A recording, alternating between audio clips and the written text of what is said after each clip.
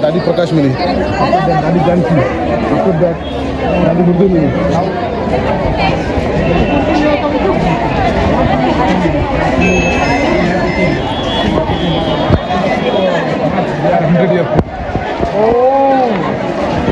History देंगे आप क्या है कैसे है। ऐसा होता है कि मतलब यहाँ पे कोई भी जनरली अंदर नहीं जा सकता है। अगर कोई टूरिस्ट आ रहा है तो वो अंदर नहीं जा सकता। टूरिस्ट यहाँ से जान लो चल जाओ। हाँ, ये इधर नहीं आ सकता, इधर नहीं आ सकता। वो आपने सिर्फ हमारे लिए ही किया। इधर जाने की देखो सिक्योरिटी बैठी नहीं है, चौकी लगी है, सिक्योरिटी बैठी है, क्या है, क्या बात है। So thankful sir. So basically the thing is यहाँ कोई भी एंटर नहीं कर सकता है। आपको एक 7 डेज़ का कोर्स करना होता है और उसके बाद you have to be the member, then you can come here. God was kind कि I found a person and he was saying कि मतलब आपका वेशभूषा देख के हमें ऐसा लगा ये वो ब्ला ब्ला। हमें आई वाज लकी इनफ कि we were able to get inside और it was amazing. B K Shivani, जैसा अन्न वैसा मन, जैसी पानी वैसी वाणी। तो ओम शांति। बिकॉज ये वाला प्लान अभी कैंसिल हो गया ना, कोई एंटर ही नहीं कर सकता। अभी ऐसे डायरेक्टली नहीं बोल सकता ना। क्या ऐसे डायरेक्टली नहीं बोल सकता ना कि ओके बाय बाय, तो ऐसे पूछ रहे कुछ पर्सन, फिर बोलेंगे कि अच्छा इतना किलोमीटर हो रहा है तो हम लोग निकलते हैं।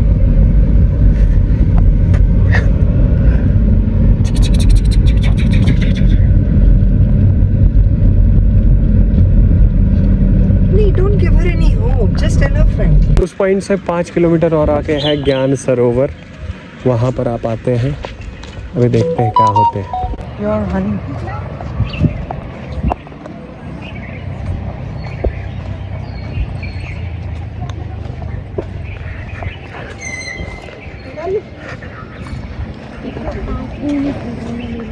So this is the Gyan Sarovar.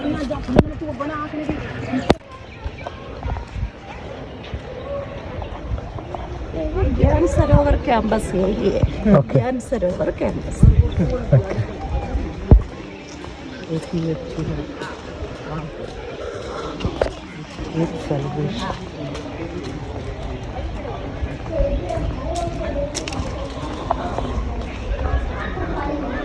बनाना, पानी बोरिंग करना और इलेक्ट्रिसिटी पूरा इससे चलता है। ये सोलर से ही। No electricity. इलेक्ट्रिसिटी सब ये सोलर से ही चलता सोलर से ही, मतलब कोई कनेक्शन नहीं है। है। नहीं वाह, वही पूरा एवरीथिंग, एवरी लाइट, पूरा पूरा ब्रह्मा कुमारी इसमें। हाँ, ब्रह्मा कुमारी से। वाह, दिस इज सो नाइस।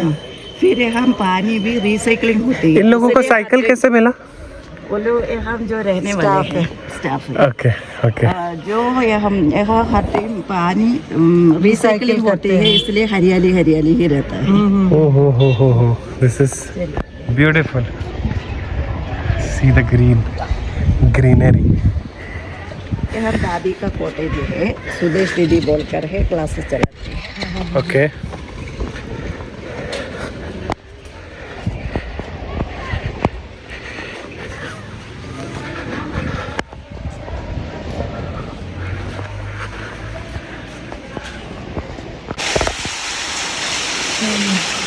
क्या होता है, आत्मा परमात्मा का ज्ञान ही देता है। देखिए कि वहाँ तो एक ट्री है ना, इनका बीज और रूट नीचे है, ये मिट्टी के नीचे है ना। इसको ये आंखों से दिखाई नहीं देता। ऐसा ही भगवान को भी ये आंखों से दिखाई नहीं देता, ज्ञान चक्षु से ही उनको दिखाई देता है। तो फिर इसका टाल टालियाम है, ये वृक्ष का यही है।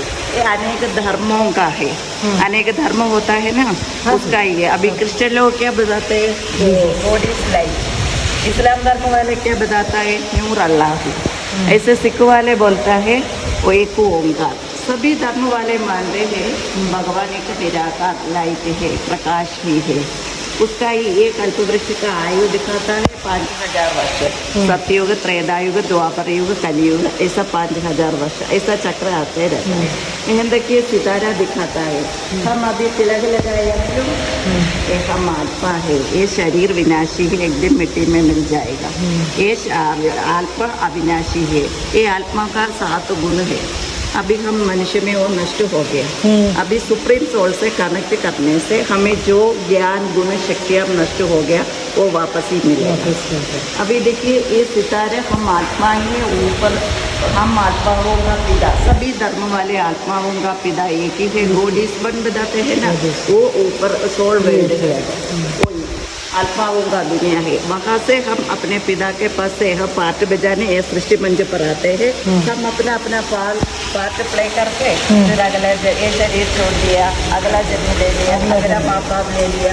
ऐसे हम आत्माएं जनन मरण चक्र में आते रहता है। परमात्मा एक ही है, जनन मरण चक्र में आते हैं। बोलते हैं ना भगवान अवतरित होते हैं, एक परकाया प्रवेश करके हमें ज्ञान देता है। यहाँ तो ब्रीफली बताते हैं, अब जो जगह रहता है वहाँ सेंटर है, वहाँ 7 दिन कोर्स है, 1 घंटा करके 7 दिन का कोर्स है, बेसिक नॉलेज है जी। हर जगह पर है ना, ब्रह्मा कुमारी सेंटर है, वहाँ 1 घंटा 7 दिन का कोर्स सुनने से आपको बहुत सुख शांति सुरक्षा मिलेगा।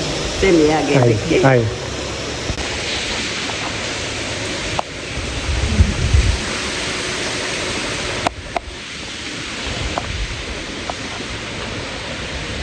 क्लासेस चलते हैं, मुरली क्लास चलते हैं, सभी लोग इकट्ठा रहते हैं। यहाँ फॉरेनर्स भी 140 कंट्री से आते हैं। तभी तो सभी लोग को अपने अपना भाषा में, देखिए ऊपर क्या भी लिखते हैं ना, 16 लैंग्वेज में ट्रांसलेशन चलता है। तो उधर कैबिन से हेडफोन रहकर उसमें सेलेक्ट अपने अपना, क्योंकि ये अमेरिका, लंदन, पोर्चुगीज, इटली, ताई कितना देशों से आते हैं ना, सभी को इंग्लिश भी नहीं आता है, ट्रांसलेशन चलता है। मेरा क्लासेस दीदी हिंदी में क्लासेस चलती है, बाकी अपने अपने भाषाओं में सेलेक्ट कर लेकर वहाँ हिंदू स्वरूप। हम आत्मा का रूप भी यही है, हम आत्माओं का पिता है, परम पिता परमात्मा। हमारा कैसे शरीर का जन्म दिया माता पिता है, वैसा ही आत्मा का माता पिता है। ठीक है, तो जैसा कि अभी आप खुद भी जान रहे हो ना कि वी आर सोल, तो सोल ये आत्माएं आती कहाँ से, वो भी तो कहीं से आती होगी ना। तो हम सभी आत्माएं जो है वो परम पिता परमात्मा के साथ एक पर्टिकुलर पोजीशन में होते हैं। पूरे यूनिवर्स में जो हाईएस्ट पोजीशन है ना, उसे परम धाम कहते हैं। वहाँ परम पिता परमात्मा के साथ हम आत्माएं वहाँ होती है। और आत्माएं जब परम धाम में होती है ना, अपने 7 क्वालिटीज के साथ, अपने 100% प्योरिटी के साथ होती है, तो फिर वो इस धरती पे आती है। और जब वो आती है तो सत्व प्रधान होती है। तो आत्मा सत्व प्रधान होती है तो प्रकृति भी सत्व प्रधान। सत्व प्रधान कोई भी चीज, सत्व प्रधान मतलब अपने 100% क्वालिटी के साथ वाली कोई भी चीज होगी तो परफेक्ट होगी और सुख देने वाली होगी। तो वो जो दुनिया थी वो सुख देने वाली दुनिया थी। और हर एक जो धर्म है ना, वो उसमें मतलब अलग अलग लोगों ने बताया कि हाँ ऐसी एक दुनिया थी जहाँ से जो जब उसको हम लोग क्या कहते हैं, बहिष्ठ कहते हैं या स्वर्ग कहते हैं। तो बहुत सारे ग्रंथों में भी ऐसा कहा गया। और वहाँ पर कोई बंधन नहीं था। जैसे अभी क्या होता है, अभी रिश्तों में बंधन महसूस करते हैं हम लोग, कोई भी काम करते हैं दुख महसूस होता है। वहाँ पर ऐसा कुछ भी नहीं था। वहाँ की जो आत्माएं थी वो परफेक्ट थी, इसलिए वो खुश थी, प्योर थी। ठीक है, और वहाँ के जो सत्युग है, सत्युग के बारे में भारत ही वो स्थान है जहाँ सत्युग था। मतलब ये धरती ही स्वर्ग थी। पूरे वर्ल्ड में सत्युग जो था वो कहाँ था, भारत में था। और भारत के जो पहला राजकुमार या राजकुमारी जो थी उसी को श्री राधे श्री कृष्ण कहते हैं। वो जब छोटे थे तो उनका नाम श्री राधे श्री कृष्ण थे, लेकिन जब वो बड़े होते हैं तो उनका जब स्वयंवर होता है तो वो श्री लक्ष्मी श्री नारायण बनते हैं, है ना। और श्री लक्ष्मी श्री नारायण बन के वो पूरे विश्व पर श्री विश्व महाराजा श्री विश्व महारानी के रूप में राज्य करते हैं। और वहाँ की जो प्रजा होती है ना, वो प्रजा की तरह नहीं, वहाँ की प्रजा को मतलब वो लोग बच्चों की तरह पालना करते हैं। तो हर एक इंसान वहाँ संतुष्ट है, खुश है, सुखी है। इसीलिए सत्युग के बारे में या स्वर्ग के बारे में अभी भी बहुत सारी परिकल्पनाएं की जाती है। और ये इसी धरती पे थी, है ना।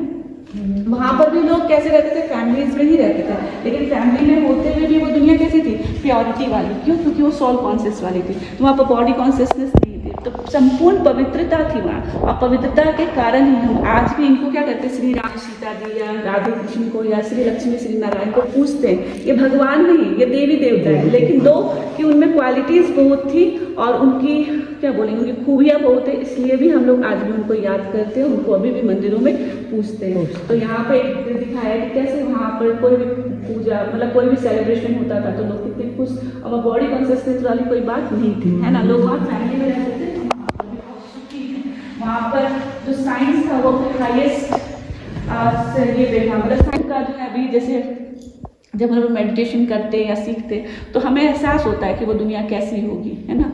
तो बहुत सारे कंट्रीज कंट्रीज में अलग अलग नाम से है ना।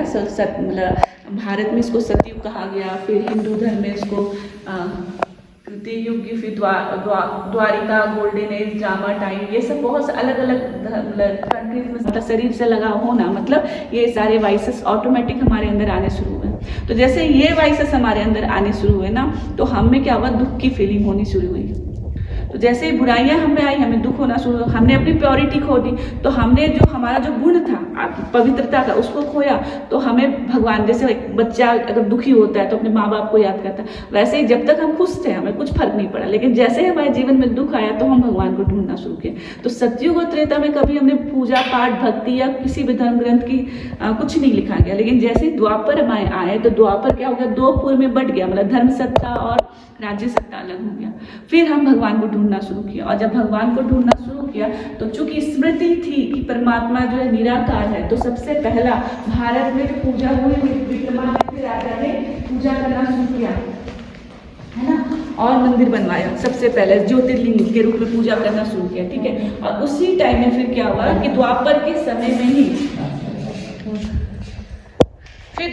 समय में ही अलग अलग धर्म गुरु जो है वो इस धरती पे आने लगे और आकर के अपने हिसाब से परमात्मा का परिचय दिया। तो जैसे जैसे उन्होंने परमात्मा का परिचय दिया, वैसे वैसे क्या हुआ, उन लोगों ने उसको फॉलो तो किया, लेकिन गलती यहाँ उन्होंने ये किया कि जो परमात्मा का परिचय देने वाले आत्माएं हैं उन्हीं को उन्होंने भगवान मान लिया और उसको एक अलग धर्म मान लिया, ठीक है। तो परमात्मा का जो रियल परिचय था वो मान के अलग अलग धर्म बना लिया। तो कितने धर्म बन गए, इस्लाम धर्म, बौद्ध धर्म, जैन धर्म और बहुत सारे धर्म बन गए, है ना। इस तरह से अलग अलग धर्म जो है हमारे भारत, मतलब पूरे दुनिया में फैल गए। बोलते तो है भगवान ने किए, फिर इतने धर्म हुए, तो धर्म भगवान ने नहीं बनाया। धर्म किसने बनाया, धर्म गुरु आए, उन्होंने भगवान के बारे में बताया और उन्होंने फॉलो भी किया, लेकिन फिर जो धर्म गुरु आए उन्हीं को उन्होंने भगवान मान लिया, है ना।